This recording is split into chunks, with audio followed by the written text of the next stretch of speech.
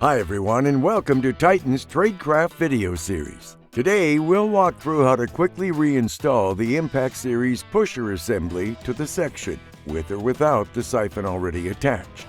For this video we'll show the process using the Impact X440. However, the steps apply to all the models listed on the screen here. So let's get started.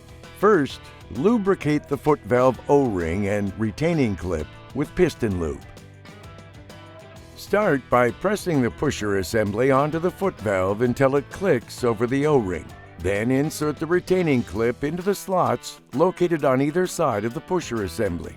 If you try to install it before attaching the pusher assembly, or put both ends of the clip into one slot in the assembly, you will fail. The clip will go into place very easily when installed correctly.